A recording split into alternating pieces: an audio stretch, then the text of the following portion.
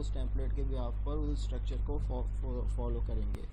और ये भी देखा था कि रेंडर बॉडी का फंक्शन क्या होता है। तो रेंडर बॉडी का फंक्शन ये होता है कि जब भी हम लोग कोई भी टेम्पलेट बनाते हैं, पहली बात तो ये है कि किसी भी स्ट्रक्चर में, वेब स्ट्रक्चर में जो मास्टर लेआउट पेज होता है उसमें रेंडर बॉडी का फंक्शन सिर्फ एक दफ़ा इम्प्लीमेंट होता है।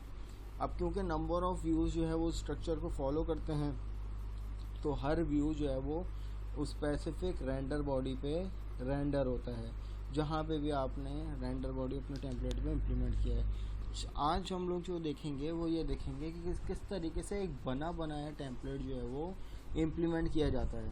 तो सबसे पहले मैं आप लोगों को बता दूं कि जो टेम्पलेट आज हम लोग इम्प्लीमेंट करेंगे वो सूफी एडमिन टेम्पलेट के नाम से है। कि आप लोग सिंपल यहाँ पे गूगल करोगे google.com और वहाँ पे आप लोग यहाँ पे लिख दो सूफी एडमिन टेम्पलेट फ्री डाउनलोड, और पहले ही लिंक आप लोगों को मिलेगा, उस लिंक पे चले जाओगे तो यहाँ पे लिखा हुआ है सूफी फ्री बूटस्ट्रैप 4। देखो टेम्पलेट आप लोग कोई भी इस्तेमाल कर सकते हो, लेकिन इस टाइम जो वीडियो की जो रिक्वायरमेंट है उसमें हम लोग ये वाला टेम्पलेट यूज़ कर रहे हैं। यहाँ पे लिखा हुआ है फ्री डाउनलोड, तो जैसे ही आप लोग फ्री डाउनलोड पे क्लिक करोगे तो हो सकता है आप लोगों से जो है वो जीमेल अकाउंट मांगे, कोई ऐसी अथेंटिक ईमेल मांगे। तो जैसे आप लोग ईमेल दोगे तो वो आपके उस ईमेल पे लिंक भेज देगा, और उस लिंक पे जब आप लोग जाओगे तो वहाँ पे ये ऑप्शन आ जाएगा फ्री डाउनलोड। क्योंकि मैं लिंक कल दे चुका था अपनी वीडियो में, आप लोगों ने देखा होगा, उस में दे चुका था, तो इसने दोबारा यहाँ पे डाउनलोड कर दिया।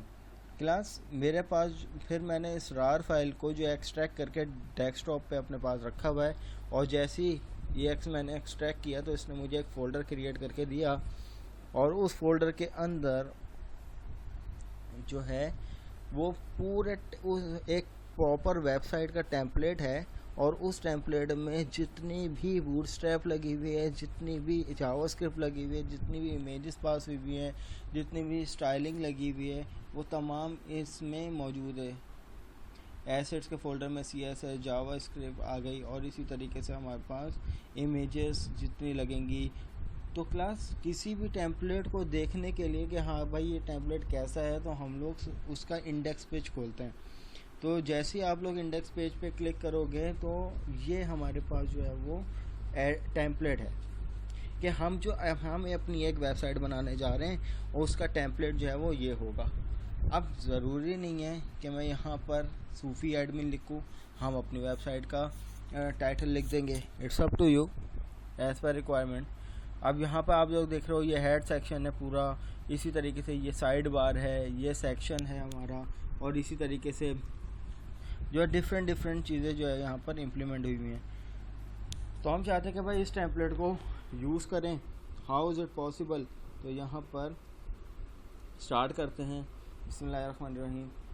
तो न्यू प्रोजेक्ट करते हैं, न्यू प्रोजेक्ट ही उठा लेते हैं, और उसके बाद आप लोग वेब पे जाकर एटलीस्ट 4.5 का फ्रेमवर्क होना चाहिए, ASP.NET web application. Now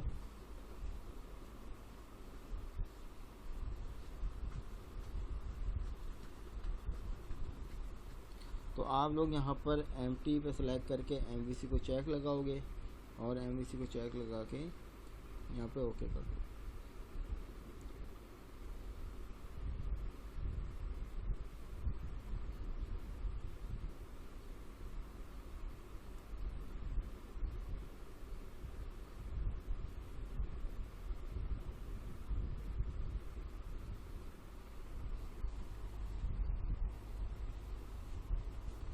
project थोड़ा सा टाइम लेगा क्रिएट होने में।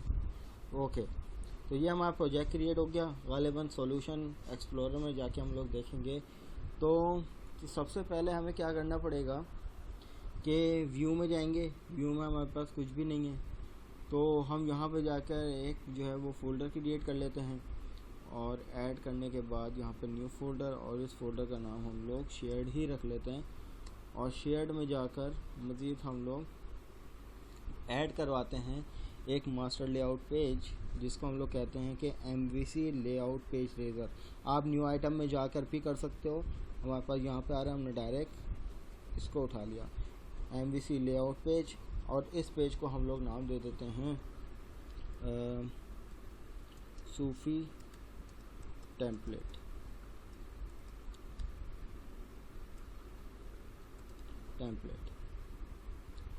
ना ओके, जैसे ही ओके करेंगे तो हमारे पास जो है वो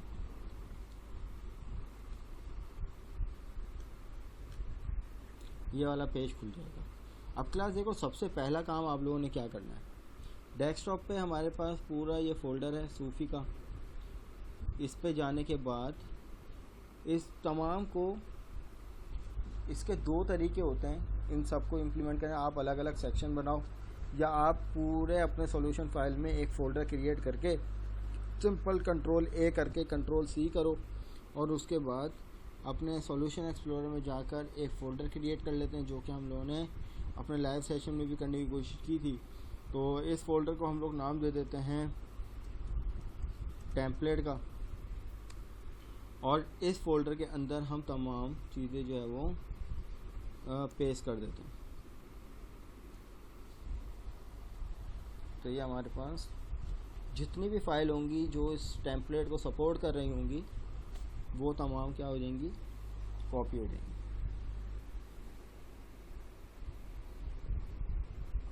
ओके, कॉपी होने के बाद आपके सामने जो है वो ये वाला फ़ोल्डर हमारे पास प्रॉपर तरीके से बन जाएगा, और इसके अंदर हम लोग देख भी सकते हैं कि बहुत सारी फ़ाइल हम लोगों ने कॉपी कर ली होगी। ये थोड़ा सा लोड हो जाए। जैसा कि आप लोग देख रहे होंगे, टेम्पलेट के अंदर हमने तमाम, यहाँ से एसिड से शुरू हो रहा है, आप लोग यहाँ पे फाइल देख सकते हो, एसिड से लेकर शुरू हो रहा है, और उसके बाद आखिरी विडगेट के नाम से फाइल है। तो इसी तरीके से सेम हम लोगों ने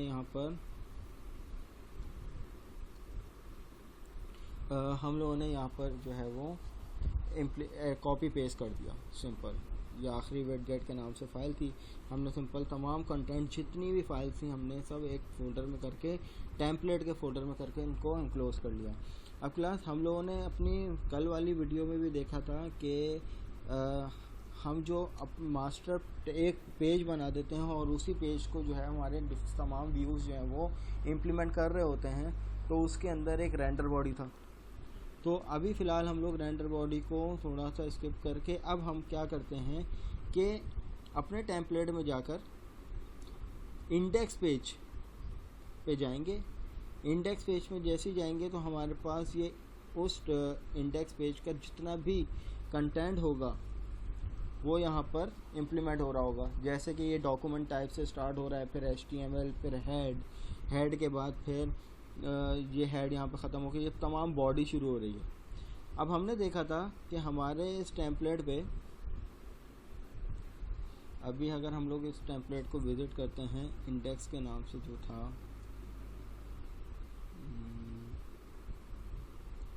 यहाँ पर था, इस पे जाकर हम लोग इंडेक्स की बात करते हैं। तो क्लास यहाँ पर देखो कि साइड बार बनी हुई आएगी, और ये जो पूरा टेम्पलेट होगा तो देख लेते हैं। तो हम चाहते हैं कि भाई हम अपने टेम्पलेट में इस वाली साइड बार को यूज़ करना चाहते हैं, या और भी जो भी कंटेंट हो वो तमाम हमारे पास इस जो कुछ आपको इस स्क्रीन पर नज़र आ रहा है उसकी स्क्रिप्ट बेसिकली ये रही। आप दोबारा देख लो कि टेम्पलेट में जाके मैं इंडेक्स की फ़ाइल पे गया हूँ, और इंडेक्स की फ़ाइल पे जाकर मैंने ये index.html की फ़ाइल खोली है। अब हमें जो चीज़, जो कंटेंट, जो ऑब्जेक्ट हमें इस टेम्पलेट से उठाना है वो आप उठा लो। तो सबसे पहले हेड का जितना भी काम होगा, आपका जितना भी काम होगा किसी भी टेम्पलेट में, आप उसको इस हेड से उठाकर अपने इस टेम्पलेट के हेड में कॉपी पेस्ट कर दो। पहला काम तो ये हो जाएगा। अब ये तमाम चीज़ें क्या हैं, ये तमाम एक्सटर्नल फाइल हैं, जावास्क्रिप्ट की, CSS की तमाम फाइल हैं, बूटस्ट्रैप की, जो हमारे इस टेम्पलेट में इम्प्लीमेंट हो रही हैं, ठीक है। और इसी तरीके से अगर हम लोग HTML में जाएंगे तो यहाँ पर हमारे पास जो है वो एंड में जाके कुछ जावास्क्रिप्ट की फ़ाइल भी इम्प्लीमेंट हो रही हैं। नाउ लेट्स सी हियर, ये तमाम स्क्रिप्ट की फ़ाइल जो है वो एक्सटर्नल जावास्क्रिप्ट की फ़ाइल जो है वो इम्प्लीमेंट हो रही है। अभी हमें क्या करना है, हमें सिर्फ कुछ नहीं करना, हम चाह रहे हैं कि भाई हम साइड बार जो है वो उठाकर अपने प्रोजेक्ट में इम्प्लीमेंट करना चाह रहे हैं तो भाई ये रही साइड बार, आप यहाँ से भी इस पूरे यानी लेफ़्ट पैनल लिखा हुआ है ना, आप पूरे लेफ़्ट पैनल से कॉपी करके और जहाँ तक ये लेफ़्ट पैनल ख़त्म हो रहा है आप उसका कोड जो है वो लिख सकते हो। यहाँ से इसके कोड को उठा के कॉपी किया हम लोगों ने और बॉडी में आकर यहाँ पे पेस्ट कर दिया। ठीक है, तो अब इससे क्या होगा कि हमारे पास जो इस टेम्पलेट की बनी हुई क्लास, ये वाले टेम्पलेट की जो बनी हुई जो पूरा लेफ़्ट सेक्शन था, हमने इसको उठाकर अपने प्रोजेक्ट में इस्तेमाल कर लिया। हमारा प्रोजेक्ट का थीम तो ये था ना सूफी टेम्पलेट के नाम से। अब हम यहाँ पे इसको क्लोज़ कर दें।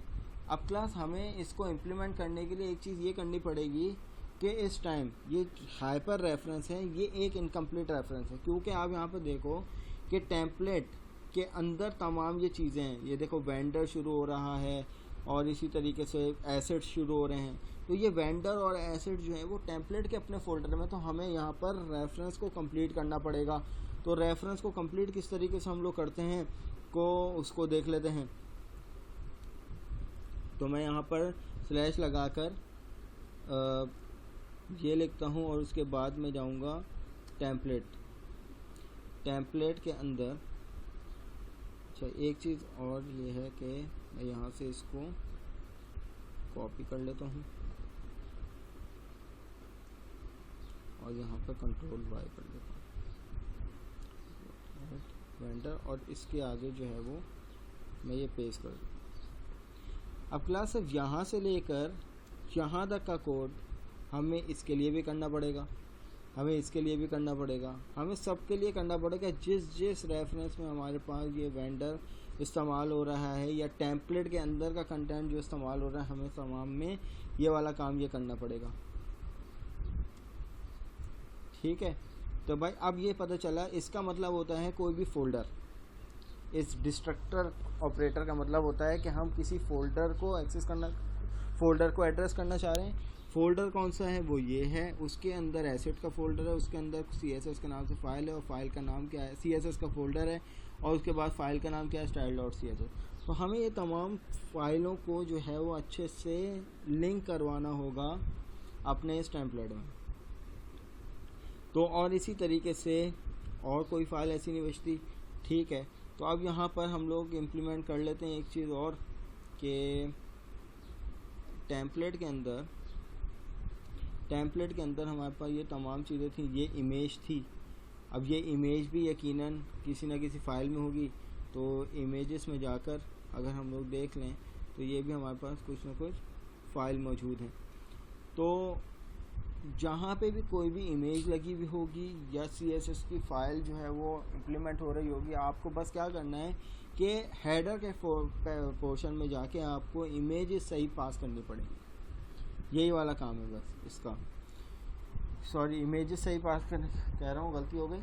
आपको एड्रेस हाइपर रेफरेंस सही पास करना पड़ेगा। फोल्डर का पूरा कंप्लीट पाथ हमें डिफ़ाइन करना पड़ेगा इस तरीके से। तो अब जाहिर सी बात है, देखते हैं कि हमने अभी तक के कितना स्ट्रक्चर कर लिया अपनी वेबसाइट को। तो उसके लिए हम लोग एक व्यू बना लेते हैं। मैं यहाँ पर इसको सेव करवा दूँ पहले, उसके बाद हम लोग अपने सॉल्यूशन एक्सप्लोरर में जाकर जो है वो एक कंट्रोलर ऐड करवाते हैं। ऐड करवाएंगे एक एम्प्टी कंट्रोलर।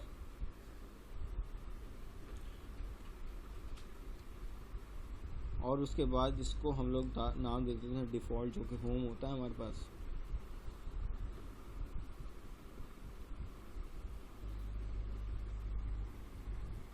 ये गालिबन हमारे पास कंट्रोलर बन गया और इसमें हम लोग एक व्यू अटैच कर देते हैं।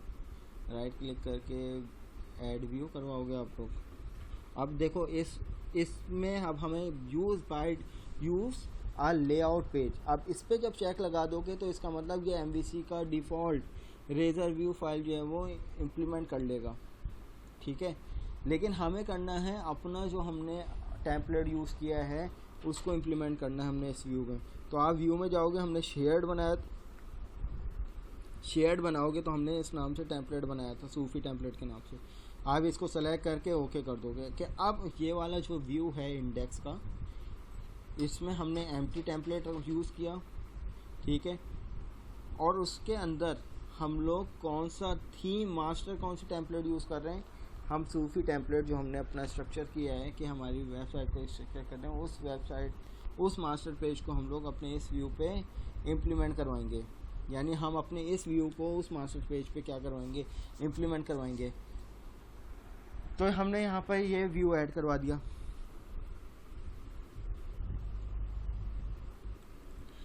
अब क्लास यहाँ पे हमारे पास ये व्यू आ गया। अब ये वाली जो HTML पोर्शन है ये सपोर्ट कर रहा है किसको, आप यहाँ पे ये देख सकते हो कौन से लेआउट कौन सा यूज़ कर रहा है, ये सूफी टेम्पलेट यूज़ कर रहा है। ठीक है, तो हम यहाँ पर इसको कोई भी नाम दे देते हैं, this is our Sufi template. ठीक है, और यहाँ पर एक चीज़ का ख्याल हमने और करना है, एक चीज़ देख लेते हैं अपने एंड से कि रेंडर बॉडी हमने कहाँ यूज़ किया है, रेंडर बॉडी हमने साइड बार के बाहर यूज़ किया है। ठीक है, तो जाहिर सी बात है ये कहाँ इम्प्लीमेंट होना चाहिए, तो उसको देख लेते हैं। तो जैसे ही मैं अपने प्रोग्राम को सेव करवा के रन करवाता हूँ तो देखते हैं क्या हमें रिज़ल्ट मिलता है। अब हम ये एक्सपेक्ट कर रहे हैं कि जो हमने लिखा है this is our Sufi template, वो साइड बार भी प्रॉपर तरीके से इम्प्लीमेंट होनी चाहिए और उसके बराबर में ये आना चाहिए, राइट हैंड साइड पे ये आना चाहिए। तो देख लेते हैं क्या ऐसा पॉसिबल हो भी रहा है या नहीं।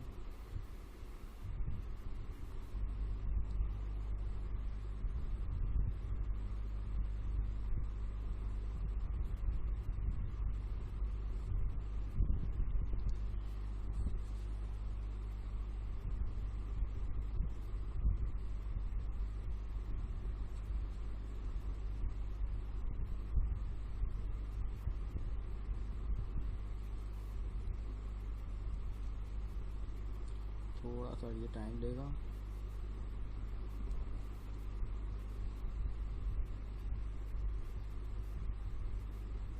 ओके क्लास, तो यहाँ पे ये चीज़ समझ में आ रही है आप लोगों को कि हमने साइड बार उठाई थी और साइड बार जो है वो हमारी प्रॉपर इम्प्लीमेंट हो रही है।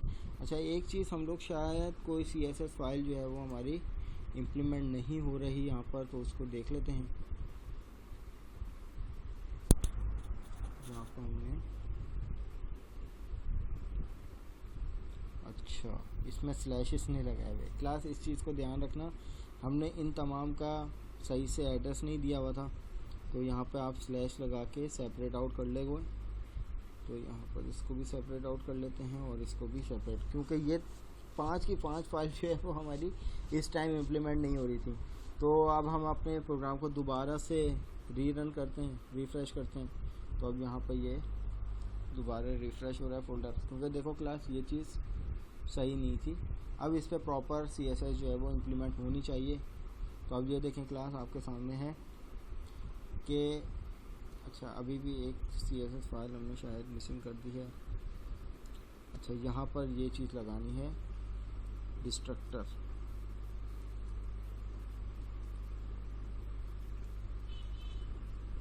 ये आ गया डिस्ट्रक्टर।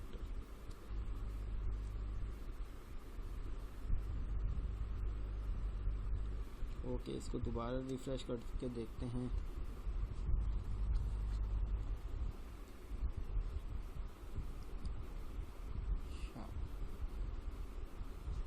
ये हटाना पड़ेगा हमें, सबसे ये हटा देंगे। तो यहाँ से इसको इस तरीके से हटा देंगे।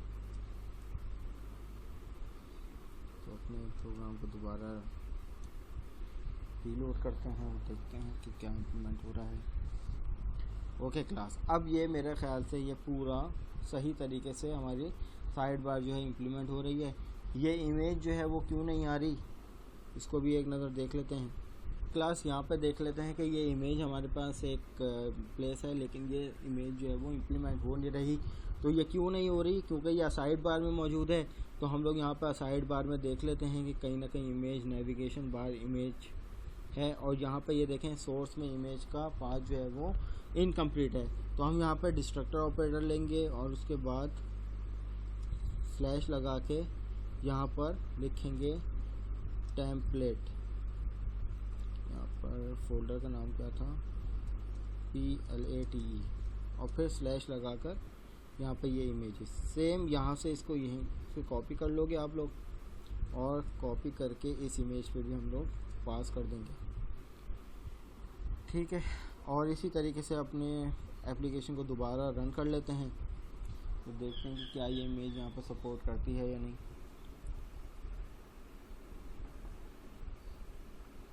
ओके क्लास, तो ये देखें आपके सामने, ये अब हमारे पास जो है वो टोटली इसके जो हमारे पास जो थी। अच्छा, एक चीज़ और हमने मिसिंग कर ली कि हमारे पास ये चीज़ नहीं आ रही। ये चीज़ क्या थी, इस बटन को भी एक नज़र देख सकते हैं। लेकिन आप लोगों को समझ में आ रहा होगा कि हम लोग किस तरीके से एडिटिंग कर रहे हैं और किस तरीके से एक बने बनाए टेम्पलेट को अपने प्रोजेक्ट में हम लोग इम्प्लीमेंट